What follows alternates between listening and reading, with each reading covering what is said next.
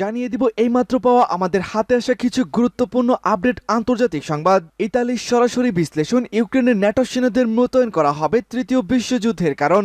যদি পশ্চিমা আমেরিকা এই ভুলটি একবার করে বসে, তবে রাশিয়া তৃতীয় বিশ্বযুদ্ধের জন্য দ্বিতীয়বার ভেবে দেখবে না। সরাসরি পরমাণু হামলা চালানোর হুমকি দিয়েছে প্রেসিডেন্ট ভ্লাদিমির পুতিন। এদিকে তৃতীয় বিশ্বযুদ্ধের সংখ্যা, ইরান ও যুক্তরাষ্ট্রের মধ্যে সামরিক শক্তিতে কারা এগিয়ে রয়েছে জানিয়ে দিব গুরুত্বপূর্ণ প্রতিবেদন। থাকছে ভারতকে শায়েস্তা করতে এবার পাকিস্তানের হাতে নতুন হাতিয়ার রিজওয়ান ক্ষেপণাস্ত্র। জানাবো 87% ভোট পেয়ে এবার প্রেসিডেন্ট পদে জয়ী হয়েছে পুতিন। সর্বশেষ জানিয়ে দিব পশ্চিমা আমেরিকার আধিপত্য ধ্বংস হয়ে গেছে। পশ্চিমা আফ্রিকা থেকে ইতিমধ্যেই বিদায় নিতে হচ্ছে মার্কিন যুক্তরাষ্ট্রকে। ধীরে ধীরে ক্ষমতা যেন শেষ হয়ে আসছে এই যুক্তরাষ্ট্রের। দর্শক, শুনছিলেন সংবাদ শিরোনাম, এবারে থাকছে বিস্তারিত। তার আগে আমাদের ভিডিওটিতে একটি লাইক দিন এবং চ্যানেলটি সাবস্ক্রাইব করে পরবর্তী আপডেট সংবাদ সবার আগে পেতে আমাদের সাথেই জুড়ে থাকুন। ইউরোপীয় দেশ ইতালির আশঙ্কা, ইউক্রেনের ন্যাটো সেনা মোতায়েন হবে তৃতীয় বিশ্বযুদ্ধের কারণ। ইতালির পররাষ্ট্রমন্ত্রী অ্যান্টোনিও তাজানি বলেছেন, মার্কিন নেতৃত্বাধীন ন্যাটো জোটের সেনাদেরকে যদি ইউক্রেন যুদ্ধে মোতায়েন করা হয়, তাতে সর্বাত্মকভাবে বৈশ্বিক সংঘাত শুরু হবে এবং সেই সংঘাত শেষ পর্যন্ত তৃতীয় বিশ্বযুদ্ধের রূপ নিতে পারে। যুদ্ধের একটা পর্যায়ে ইতালি ইউক্রেনে সেনা মোতায়েন করবে এমন সম্ভাবনাকে তিনি সরাসরি নাকচ করে দিয়েছেন। গত শুক্রবার তিনি এক সাক্ষাৎকারে এমন কথা বলেছেন বলে গতকাল একাধিক বিশ্ব গণমাধ্যমের প্রতিবেদনে এমনটাই জানানো হয়েছে। ইতালি শেষ পর্যন্ত ন্যাটো জোটের অধীনে ইউক্রেনের সেনা মোতায়েন করবে কিনা এমন প্রশ্নের জবাবে তাজানি এই ধারণাকে সম্পূর্ণ নাকচ করে দিয়েছেন। ইতালির পররাষ্ট্রমন্ত্রী বলেন, আমি মনে করি ইউক্রেনের ন্যাটো জোটের প্রবেশ করা উচিত নয়। এটা ভুল হবে। আমাদের উচিত ইউক্রেন নিজের রক্ষা করুক, সে ব্যাপারে সহযোগিতা করা। কিন্তু ইউক্রেনে প্রবেশ করে রাশিয়ার বিরুদ্ধে যুদ্ধ করা তৃতীয় বিশ্বযুদ্ধের ঝুঁকি তৈরি করবে। ইরান ও যুক্তরাষ্ট্রের মধ্যে সামরিক শক্তিতে এগিয়ে গিয়ে বিশ্বজুড়ে সংঘাত বেড়েছে আগের চেয়ে অনেক বেশি। এর একদিকে রয়েছে চীন, ইরান ও রাশিয়া, অন্যদিকে যুক্তরাষ্ট্র সহ পশ্চিমারা। এ অবস্থায় রাইসি প্রশাসন যেভাবে নিজেদের সামরিক সক্ষমতা বাড়াচ্ছে, তাতে তৃতীয় বিশ্বযুদ্ধের দ্বার প্রান্তে বিশ্ব এমনটাই আশঙ্কা বিশ্লেষকদের। তবে ইরান এবং যুক্তরাষ্ট্রের ছায়াযুদ্ধের মধ্যে কার সামরিক ভান্ডার কত শক্তিশালী তা নিয়েও চলছে তুমুল আলোচনা। রাশিয়া ইউক্রেন যুদ্ধ থামার যেমন লক্ষ্য নেই, তেমনি গাজায় কমছে না ইসরায়েলি আগ্রাসন। তবে এত কিছুর মধ্যেও পশ্চিমাদের মাথা ব্যথার বড় কারণ হয়ে দাঁড়িয়েছে ইরান। যুক্তরাষ্ট্র সহ পশ্চিমা একাধিক গণমাধ্যমের দাবি, হামাস থেকে শুরু করে লেবাননের হিজবুল্লাহ, ইয়েমেনের হুতি বিদ্রোহী সবাইকেই পেছন থেকে অস্ত্র সরবরাহ করেছে ইরান। এ দাবি অস্বীকারের মধ্যেই এডেন উপসাগর লোহিত সাগরে ইসরায়েলগামী জাহাজে ইরান সমর্থিত ইয়েমেনের হুতি বিদ্রোহীরা হামলা চালাচ্ছে। এর পেছনেও পশ্চিমা বিশ্বের শত্রু তেহরানের মদদ রয়েছে বলে অভিযোগ রয়েছে। ইরান ও যুক্তরাষ্ট্রের মধ্যে বৈরিতার ইতিহাস নতুন নয়। 1950-এর পর থেকেই দেশ দুটির মধ্যে সম্পর্ক জটিল থেকে জটিলতর হচ্ছে। পশ্চিমাদের সঙ্গে তিক্ততার মধ্যেই নিজেদের অস্ত্র ভান্ডার সমৃদ্ধ করেছে রাইসি প্রশাসন। ভারতের বিরুদ্ধে পাকিস্তানের নতুন হাতিয়ার রেজওয়ান। আইএনএস ধ্রুবক 175 মিটার লম্বা এই যুদ্ধজাহাজ ভারত মহাসাগরে চীনা নৌবাহিনী প্রভাব বৃদ্ধির মোকাবেলায় ভারতের অন্যতম নির্ভরযোগ্য হাতিয়ার। এবার সেই ধ্রুবকের পাল্টা অস্ত্র হাতে পেল পাকিস্তান। সম্প্রতি পাকিস্তানের হাতে এসেছে যুদ্ধজাহাজ পিএনএস রেজওয়ান। চীনের সাহায্যে এই জাহাজ তৈরি করেছে পাকিস্তান। এর মাধ্যমে আরব সাগর সংলগ্ন এলাকায় ইসলামাবাদের নজরদারি আরো জোরদার হবে বলে মনে করা হচ্ছে।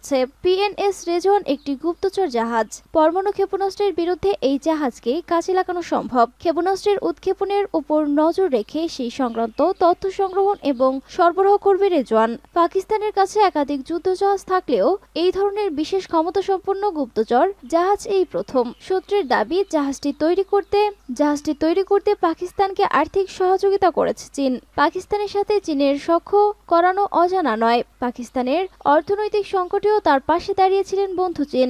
আন্তর্জাতিক অর্থ ভান্ডার হাত তুলে নেয়ার পরও বিপুল পরিমাণ টাকা দিয়ে পাকিস্তানের অর্থনীতিকে বাঁচিয়ে রেখেছিল এই চীন। অত্যাধুনিক যুদ্ধজাহাজ তৈরিতেও সাহায্যের হাত বাড়িয়ে দিয়েছে এই বন্ধুই। পাকিস্তানের রেজওয়ান কাজ করবে ভারতের ধ্রুবের মতোই, তবে ধ্রুবের চেয়ে আকারে এই জাহাজটি অনেক ছোট। পিএনএস রেজওয়ান মাত্র 87 মিটার লম্বা, যা ধ্রুবের চেয়ে 88 মিটার কম। 87% ভোট পেয়ে প্রেসিডেন্ট পদে জয়ী পুতিন। রাশিয়ার প্রেসিডেন্ট নির্বাচনে 87.8% ভোট পেয়ে জয় পেয়েছেন ভ্লাদিমির পুতিন। স্থানীয় সময় রবিবার বুথ ফেরত জরিপে এ তথ্য উঠে এসেছে। গত শুক্রবার রাশিয়ার প্রেসিডেন্ট নির্বাচনের ভোট গ্রহণ শুরু হয়। রবিবার সবশেষে দেশটির সবচেয়ে পশ্চিমে বাল্টিক সাগরের তীরে কালিনিনগ্রাদ অঞ্চলে ভোট গ্রহণ হয়। এরপর বুথ ফেরত জরিপের ফল প্রকাশ করে রাশিয়ার সরকারি জরিপ সংস্থা TVSIOM নির্বাচনের আনুষ্ঠানিক ফলাফল ঘোষণার আগে এ জরিপ করা হয়। এবারের নির্বাচনে জয়লাভের মধ্যে দিয়ে রাশিয়ায় 200 বছরের ইতিহাসে সবচেয়ে বেশি সময় ক্ষমতায় থাকতে যাচ্ছেন পুতিন। 1999 সালের প্রথম ক্ষমতায় বসেছিলেন তিনি। এরপর থেকে তিনি ধারাবাহিকভাবে রাশিয়ার প্রধানমন্ত্রী বা প্রেসিডেন্টের দায়িত্ব পালন করেছেন। নির্বাচনে পুতিন যে নিরঙ্কুশ জয় পাবেন তা নিয়ে অবশ্য কোনো সন্দেহ ছিল না, কারণ তার বেশিরভাগ রাজনৈতিক প্রতিদ্বন্দ্বী হয় মারা গেছেন, না হয় নির্বাসনে বা কারাগারে রয়েছেন। এরপরও পুতিনের বিরুদ্ধে কেউ সোচ্চার হলে তাকে সরকারের দমনপীড়নের মুখে পড়তে হয়েছে। নির্বাচনে জয়লাভের পর দেশবাসীর প্রতি কৃতজ্ঞতা জানিয়েছেন পুতিন। তিনি বলেছেন, এই সমর্থনের জন্য এবং আমার উপর বিশ্বাস রাখার জন্য আপনাদের সবাইকে বা সব নাগরিককে ধন্যবাদ জানাই। পুতিন বলেন, তারা যতই আমাদের ভয় দেখানোর চেষ্টা করুক, আমাদের ইচ্ছা চেতনাকে দমন করার চেষ্টা করুক, ইতিহাস বলে কেউ এমন কিছু করে কখনো সফল হয়নি। তাদের এ প্রচেষ্টা এখনো কাজে দিচ্ছে না, ভবিষ্যতেও দেবে না। এদিকে পুতিনের জয়ের সমালোচনা করেছেন পশ্চিমা বিভিন্ন দেশ। এই নির্বাচন অবাধ ও সুষ্ঠু হয়নি বলে মন্তব্য করেছেন জার্মানি। অপরদিকে যুক্তরাষ্ট্র বলেছে, পুতিন তার রাজনৈতিক বিরোধীদের কারাগারে বন্দী করে রেখেছেন, আর অন্যদের তার বিরুদ্ধে নির্বাচনে দাঁড়াতে বাধা দিয়েছেন। সূত্র বিডি প্রতিদিন। পশ্চিম আফ্রিকা থেকে বিদায় নিচ্ছে যুক্তরাষ্ট্র। নাইজেরিয়ার সামরিক জান্তা ওয়াশিংটনের সাথে সামরিক সহযোগিতা বাতিল করার ঘোষণা দেওয়ার পর মার্কিন কর্মকর্তারা সালেহ অঞ্চলে তাদের সন্ত্রাসবিরোধী অভিযানের ভবিষ্যৎ পর্যালোচনা করেছেন। যুক্তরাষ্ট্রের শীর্ষস্থানীয় কর্মকর্তাদের নাইজেরিয়ার সফরের পর এই ঘোষণা দেয়। নাইজেরিয়ার উত্তরে একটি বড় বিমান ঘাঁটিতে যুক্তরাষ্ট্রের শত সৈন্য রয়েছে। এই ঘাঁটি থেকে সাহারা মালভূমির দক্ষিণে সালে অঞ্চলে বিমান টহল দেয়া হয়, যেখানে আল কায়েদা এবং ইসলামিক স্টেটসের সাথে সম্পৃক্ত গ্রুপগুলো তৎপর রয়েছে। যুক্তরাষ্ট্রের শীর্ষস্থানীয় মলিফি নাইজেরিয়ার কর্মকর্তাদের সাথে দেখা করার জন্য চলতি সপ্তাহে রাজধানীর নিয়ামেতে ফিরে আসেন। তার সাথে ছিলেন যুক্তরাষ্ট্র আফ্রিকা কমান্ডের মারিন জেনারেল মাইকেল ল্যাংরি। মলিফি এর আগে ডিসেম্বর এসেছিলেন, আর deputy secretary of states Victoria Nuland August মাসে নিজে এসেছিলেন। সামাজিক মাধ্যম এক্স এ দেয়া এক পোস্টে আমেরিকার পররাষ্ট্র দফতর বলেন, খোলাখুলি আলোচনা হয়েছে এবং তারা জান্তার সাথে যোগাযোগ বজায় রাখবে। তবে নাইজেরিয়া থেকে যাবার জন্য যুক্তরাষ্ট্রের দর কষাকষি করার আর কোনো পথ আছে কিনা তা পরিষ্কার নয়। এই অস্থিতিশীল অঞ্চলে ক্রমশ শক্তিশালী হয়ে ওঠা উগ্রবাদী গ্রুপগুলোকে হারানোর জন্য পশ্চিমা দেশগুলো নিজেকে তাদের অংশীদার দেশগুলোর অন্যতম হিসেবে দেখত। কিছুদিন আগে পর্যন্ত এই অঞ্চলে যুক্তরাষ্ট্র এবং ফ্রান্সের 2500 সামরিক সৈন্য মোতায়েন ছিল।